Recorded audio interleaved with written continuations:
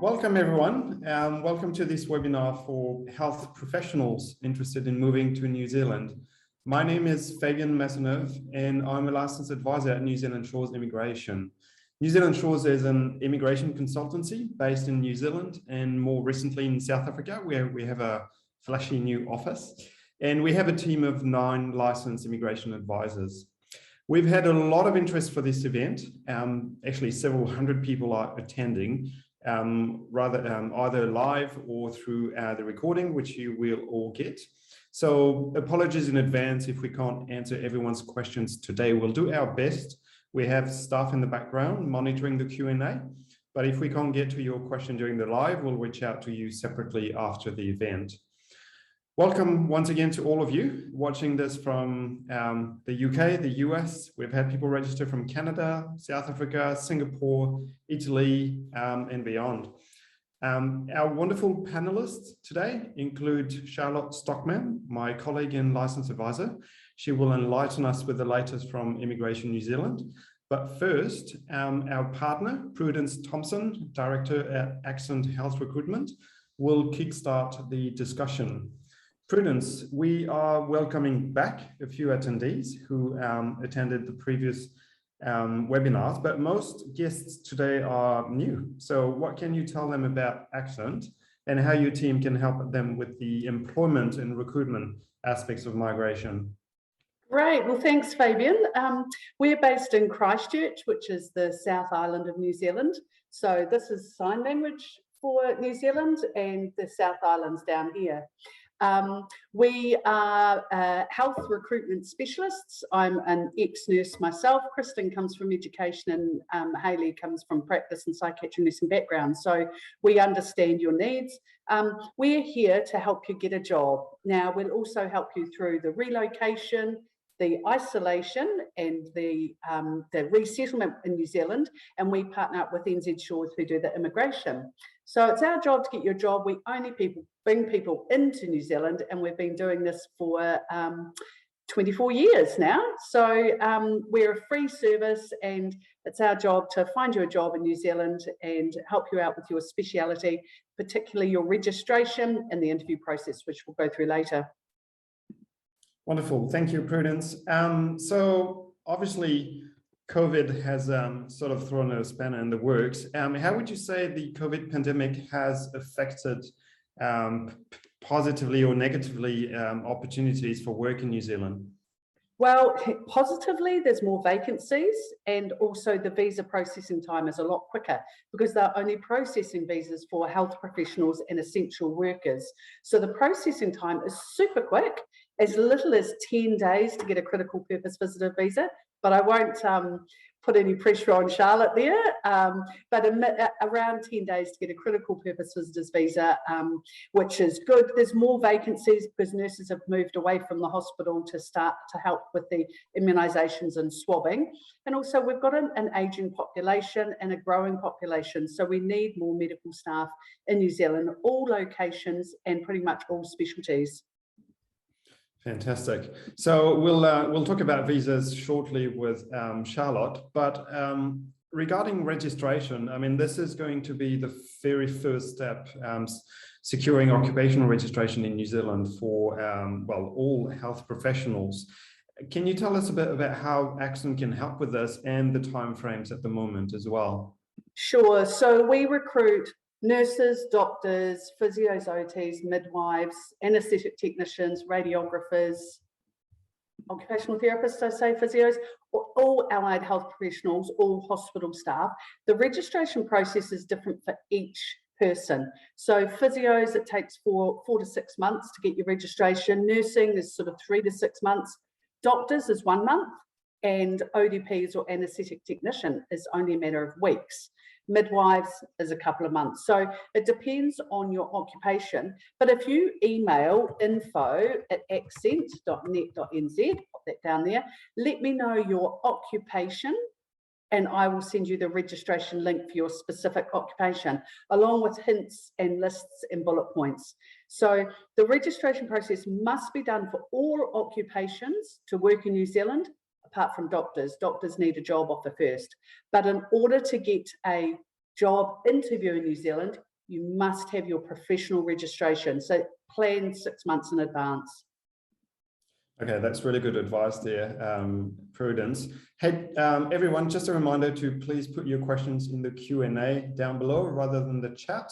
This actually allows us to keep a copy of it afterwards and answer them back if we can't get to it during the live. The chat is very handy, but it's a bit harder to keep track of. Now, turning to Charlotte, would you please run us through the visa process? I will actually share, we have a quick presentation here. Over to you, Charlotte. Thanks, Fabian. So as Fabian and Prudence have both said, COVID has obviously changed the way things work a little bit, but for healthcare workers, the border remains very much open. So there are some border restrictions in place, but to you they don't apply, so that is a bonus. However, it does mean that the process has changed a little bit as to how you actually enter New Zealand. So the first crucial step is everyone needs a job offer. In order to get a job offer, generally you need registration, but those don't always necessarily come one before the other, and Prudence can talk through that a bit more. Once you've got your job offer and your registration, we can then apply for what's called a critical purpose visitor visa. Before the critical purpose visitor visa, border exemption. Border exemptions take probably about 24 hours to process. We submit information about you and your job. Immigration will assess it, and then they invite you to apply for that critical purpose visitor visa. That's the visa that at the moment that facilitates travel to New Zealand while our border is still very much restricted to everyone else. It is the only visa you can enter on at the moment, so you can't apply for a work visa outright and enter on that first at this stage. It has to be that critical purpose visitor visa. Everyone at the moment coming into New Zealand on those visas, or any visa at all, actually have to go into managed isolation. So at present we have a number of 4- and 5-star hotels set up around the country, and everyone who arrives into New Zealand has to spend 14 days in managed isolation. So while New Zealand's catching up on their vaccination rates before we ease border restrictions, that managed isolation there is essentially to protect New Zealand from uncontrolled COVID. Prudence, I will let her talk through emergency allocation and time-sensitive allocation, because healthcare workers don't have to go through the standard lobby system, where basically you get in a queue from 1 to potentially 30,000 people and you might get a spot. Healthcare workers have special processes they can go through, so you're not having to struggle with that lobby system, which is a nightmare. So that's positive. Once you're arrived into New Zealand, that's when we apply for work visas and temporary visas for your family. So at the moment, the only work visa which is available is called an essential skills work visa. They are granted for 3 years. They entitle you to free healthcare in New Zealand. They allow your children to attend school as domestic students, so you're not paying international fees. And partners also get open work visas. So open work visas allow people to work in any role for any employer for as little or as many hours per week, or they don't have to work if they don't want to either. And those visas are basically just there for you to be able to get access to all those wonderful things while you're waiting for your residence visa to be approved. So talking about a residence visa, Charlotte, this is the thing that pretty much everyone's been waiting for. A recent announcement from the government, almost like a Christmas present, I would say, from the New Zealand government. A fast-track one-off resident visa for people who were in New Zealand late September already, to reward people who sort of stuck with us through the pandemic. But that visa is also available to new arrivals, newly arrived health workers, right? Can you tell us a bit more about this? Yeah, absolutely. So most up until 2 weeks ago, one of the only pathways to residence was what was called the skilled migrant category. That will remain in effect, but they won't be processing any applications under that category until July, well, actually it'll probably be August 2022. They've introduced in the meantime this new 2021 resident visa. It is effectively a one-off, so it will only be available up until 31st of July 2022. Basically, what it is being put in place for is to fast track residence for everyone who was in New Zealand as of the 29th of September this year. And that it's also available to anyone arriving as a critical worker, so our healthcare workers, up until the 31st of July 2022. There are a few benefits to it. One, it's processing a lot faster than the general queues that we see for the skilled migrant category. We have found out last week also that they will keep the priority criteria in place. And one of those priority criteria is everyone who holds an occupational registration.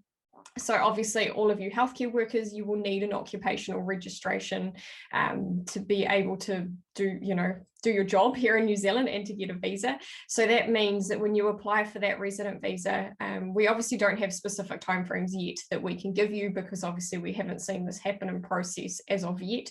But we're anticipating somewhere between 2 to 4 months to get residence. So if you arrive in New Zealand, end of this year, start of next year, you'll be able to apply for that 2021 resident visa from the 1st of March. And then it's highly likely that, by Christmas, you will easily have residence in New Zealand. Right, and there is no cap to that new category, is there? So, I mean, we need literally hundreds of healthcare professionals in New Zealand, and all of these people coming through in the next few months could potentially become residents by the end of next year. Absolutely. So there's no cap, there's no quota attached to it. The New Zealand Residence Program, which allows the government to process a certain number of residence applications per year, has actually been completely thrown out the window for this. So the moment they're estimating there's 100,000 people in New Zealand who will be granted this visa within 12 months, but that number will increase as we see more people enter New Zealand between now and end of July. Right, wonderful. So to sum things up, if you can secure occupational registration and a job through Accent in the next few months, you come through to New Zealand on a critical purpose visa. As soon as you hit the ground here in New Zealand, we apply for the more regular 3-year work visas to secure public funded healthcare for your family. And around about the same time, we can put through a residence application so you can be residents by next Christmas. That's wonderful. Sorry, did you want to say anything, Charlotte? Yeah, I will just reiterate that the skilled migrant category, which is our standard pathway to residence, will resume after the 31st of July. So if you don't arrive before that deadline, it's absolutely fine. You will still have a pathway to residence, and that priority criteria will still apply. So you'll likely still get residence within somewhere between 2 to 6 months at a good guess. But yeah, so there will always be a pathway to residence. It's just this is a new special visa which is available up until the 31st of July 22. Yeah, the government did highlight that it was going to be a one-off. Actually, that was the first informal name for that visa, 2021 one-off resident visa. Just some contact details there on screen. If you would like to have your eligibility and prospects assessed from an immigration perspective, please email your CV to health@nzshores.com. And if you want to discuss your job opportunities, registration requirements, please email info@accent.net.nz. In more generic terms, Prudence, turning to you now, why New Zealand? Why would you want to come and work in New Zealand as a health professional? What is it like? Oh, that's a really good question. And I've worked in the Middle East and in the United Kingdom as well, so I can speak from experience, although I trained as a nurse here. I think it's non-litigious, so you can't be sued, which is great. There's a really great ratio of medical professionals to medical staff and patients, which is really good. Most of the hospitals, you can park outside work. There's good shift work, family-friendly hours, especially working as a GP. I hear really good things as a GP. Really interesting feedback from emergency doctors, and on a whole is we give a lot less pain relief and do a lot less intervention, which is really great. So patients complain a little bit less, but it's a really positive environment. And, there's the great outdoors in New Zealand. There's, schools are very safe, which is really neat. The children are really happy. My 6-7-year-old goes to school, pops off by himself, walks to school. bikes. So really happy kids, happy family, and a really positive environment for working. The wages are good. They're not amazing, like working in America or the Middle East, to be honest, but they're very good and they're comparable to working, for example, in the UK. Great, thanks for that, Prudence. A question we get a lot is, how does Accent work? I mean, you mentioned already there are no fees. What's the catch? How do you work? I often get asked that, and often people say it's too easy. For working in New Zealand, we help you get a job. The hospitals pay us to find you a job, so there's no charge to you. You're not contracted to us, but we just ask for a handshake agreement that we work one-on-one with you. And if we work one-on-one, you'll be a priority to us. So we get your CV, references, registration, and recruitment ready, all the R's. We get your application all ready. We do interview training with you, so we take you through the interview process. And then we present your application to a location and a specialty that you want to work in. So we find you a job in the area and the specialty that you want to be in. We'll also take you through the interview process and do training, talk a little bit about the Māori healthcare, and the whole process is free. And if you have a look at our Facebook page, and I'll pop that on a bit later, you'll see the feedback's pretty handy. Wonderful. And you mentioned CV, which is known as a resume for our American friends. What do you look for in a CV or resume to determine a person's prospects? Yeah, that's a really good question. So to working in New Zealand, it's quite a different CV. So yes, in a resume, it is very bullet pointed. It's about 6 pages and it's very skills orientated. And if, for example, you're working in St Thomas's Guy's Hospital in London, we want to know the population, the types of patients you see, the specialty area of the ward. So say, for example, it's the Thomas Gray ward. We want to know what that speciality of that ward is. So a little bit of a description. But if anyone wants a sample CV, email info@accent.net.nz and put sample CV, please, with your occupation, and we'll send you back a sample CV for a physio or a midwife or a doctor or a nurse, etc. So that's free. We can send you a sample through today. Great. And once you've got the CV sorted, obviously the whole point of a CV is to get in front of someone and secure an interview. Does Accent help with that process? Do you coach at all? Yeah, absolutely. So we take you through an interview process and we take you through the types of questions you're going to be asked. So they're likely to be competency-based questions, questions about where you're working at the moment. For example, what kind of ventilators you use, what your role is in intensive care or acute surgical, all words that might be foreign to you, Fabian, but it's all quite technical stuff. And they want to get to know you and make sure your work and your experience and training is comparable to where you're coming to. And how would you say someone should prepare for reference checking? Is there anything you should look out for? Yeah, so we request 3 or 4 referees, and they're current or senior colleagues that you're working with. And those referees must be able to email a form back that we send them, and we prepare that in advance of your interview. Sometimes the hospital or clinic want to contact your referees directly, so we make sure the time zones work out there. But references are a really important part of our process, and we make sure we get as much information as possible. So just warn your referees they're going to be contacted.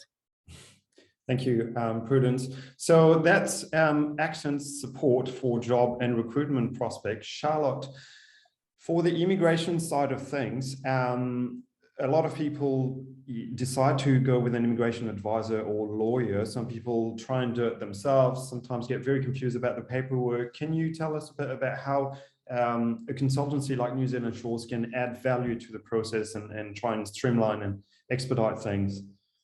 Absolutely. I think the biggest value we can add is that we actually take the stress right out of the visa process for you. But on the other hand, in all seriousness, what we do is we provide immigration advice that is specific to you and your situation. No 2 people are the same, no 2 families are the same, and so our advice will always be catered to you and your specific situation. We also provide documentation instructions, so we outline every bit of documentation you're going to need, right from that first border exemption request through to when you apply for residence. So There will never be any surprises. Our first set of documentation instructions we send to you outlines everything. So you're not going to get to New Zealand and suddenly we're going to be surprised that there's a document required that you didn't know of before you left. Our aim is to have people document ready before they even arrive in New Zealand, just because obviously it's easier to get things from your home country while you're in your home country than it is generally to do once you're here and in a different time zone. We also prepare and submit your applications on your behalf. So we do all the paperwork for you. We make sure that application is 100% correct. It gets submitted to immigration and, you know, with everything it's going to need. And quite often, you know, you can go and look at the immigration website and it kind of looks like it makes sense, but more often than not, there are actually small things that immigration need that we know they need because we take care of hundreds of these applications, if not thousands per year, that aren't stipulated. So it may be that one piece of information that Immigration New Zealand's website doesn't outline that we add, which will be the crucial difference between perhaps your critical purpose visa processing in approximately 10 days instead of a month. So that's really, I guess, where the benefit is we make sure things are correct so they process quickly with, you know, as few hiccups as possible. We can also help you, like I said, right through from border exemption to residence. You are allocated one advisor. I typically take care of most of our healthcare workers. However, we do have 9 licensed advisors in our office. So you will be looked after by one person. You won't be passed around a whole team, and that person will be with you through the whole journey. So a lot of our clients do become almost like friends. In fact, one of my really good friends now is actually an ex-client who I spend a lot of time with. So we get really, you know, we get to know people really well. And obviously with COVID thrown in the mix, things change. You know, as we move into 2022, the visa process will likely change somewhat from what we've mentioned as border restrictions do start to ease. Managed isolation will start to look a little bit different as our vaccination rate gets up. So there will be a lot of changes happening in the next 6 to 12 months that we will constantly be on top of, and we can always give you the most up-to-date information. Thank you, Charlotte. Yeah, I think you raised a really good point just now. This webinar is as of 12th of October 2021, and things are likely to change over time. I suppose it's also one of the key benefits in working with an immigration advisor. We will keep you up to date with constant policy changes.